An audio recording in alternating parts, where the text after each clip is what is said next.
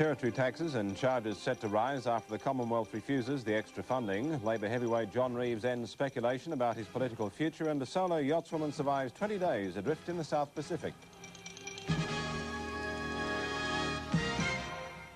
Good evening. The federal government has scored a major victory at the Premier's Conference, with state and territory leaders finally accepting big cuts in financial grants. The caving coincided with the release of new trade figures supporting the need for further restraint, and an international report suggesting Australia's immediate economic outlook is a poor one. Last night, the premiers were defiant, holding an unprecedented joint news conference to announce that a federal decision to cut their revenue grants by $400 million was unacceptable. But two major economic developments provided backing for Treasurer Paul Keating's argument that clamps on government spending, state and federal, are essential. Overnight, the Organisation for Economic Cooperation and Development issued a report in Paris warning that Australia's immediate growth prospects were poor, but suggesting exports will grow and the trade deficit will shrink as a result of tight economic policies. 1.5! 1.5! And new trade figures issued late this morning showed a current account deficit for May of $1.5 billion, $608 million more than for the previous month. The trade deficit since July has now topped $18.8 billion, already more than the $18.5 billion forecast for the financial year, with a month's results still to come. According to opposition leader John Hewson, that meant the federal government, far from being tough, was actually being too generous with the states. It's not going to do anything to solve our balance of payments problem, our inflation problem, our lack of savings. Adjusted for seasonal factors, though, the May current account deficit was virtually unchanged from April at $1.3 billion, and Mr Keating saw that as encouraging. Today's balance of payments showed a further strong decline in imports, which shows imports now trending down unambiguously. The state leaders met again this morning, but the grandstanding was over. When Mr Keating and the Prime Minister flatly rejected a compromise proposal, they agreed to the cutbacks. You're no better off than you were 24 hours ago. I accept that. It's true. Like the balance of payments figure, Mr Keating said that was good news for the economy. They're going to have to start cutting services. I think cutting services is a better outcome than raising charges. Laurie Oakes, Canberra.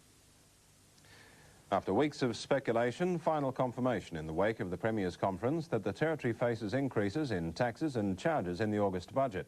Cabinet will hold special sessions next week to fine-tune the area that will be hit, but the Chief Minister says the cuts to the Territory won't send him to the polls early. The Chief Minister left the talking at last night's joint press conference to the state leaders, but had firmly hung the Territory's hat in the rebel camp. Preparing to leave for the second day of talks with the Commonwealth, Mr Perrin made it clear he had nothing to lose in the Territory's case. It'll improve if the states get any concessions whatsoever from the Commonwealth. The feelings among the Labor leaders were obviously the same. We just want what we always wanted, and that is some genuine negotiations, a bit of give and take, that's all. After meeting with the rest of the state and Territory leaders, Mr Perrin went into the Premier's Conference unaware that his Labor opponent, Terry Smith, was at Parliament House for meetings with state Labor leaders planning election policy.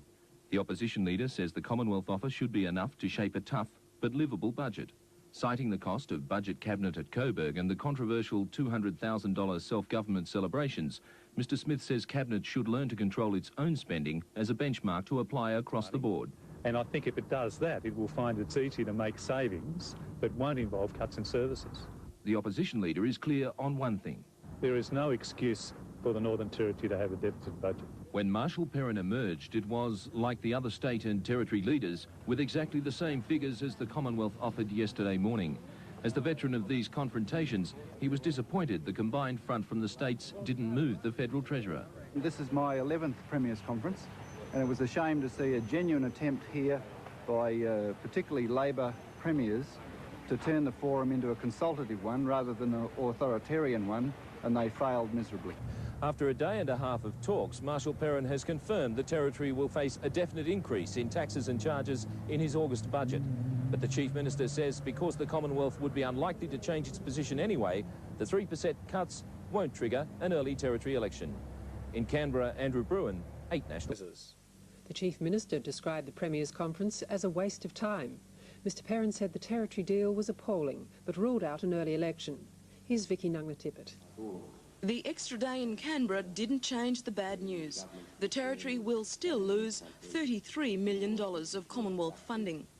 Mr Perrin claimed the federal government had turned its back on all Australians living in remote areas. But the Territory's received an appalling deal, and anyone who looks at the Commonwealth's offer and sees that we are the only area to receive a real cut in our allocations from the Commonwealth would have to realise that. Mr Perrin says it's too early to say what sorts of taxes and charges will be imposed on Territorians. No decisions would be made until Cabinet meets next week. He also ruled out an election based on the outcome of the Premier's conference. If I thought that it would change the result for the Territory financially, I'd certainly do that, but unfortunately, in an election year, I'm going to have to raise some taxes and charges, reluctantly, but it won't be a trigger for the election itself. The Trades and Labour Council has expressed alarm at the apparent messages being sent to Territorians by the federal government. Now, we just cannot any longer go down there and expect to bash Canberra and come back with, unfortunately, with a pittance. We now have to start cooperating a little bit more with Canberra and the other states, and really, I suppose, just closely examine what we're doing and what we're spending, and not just blaming other people.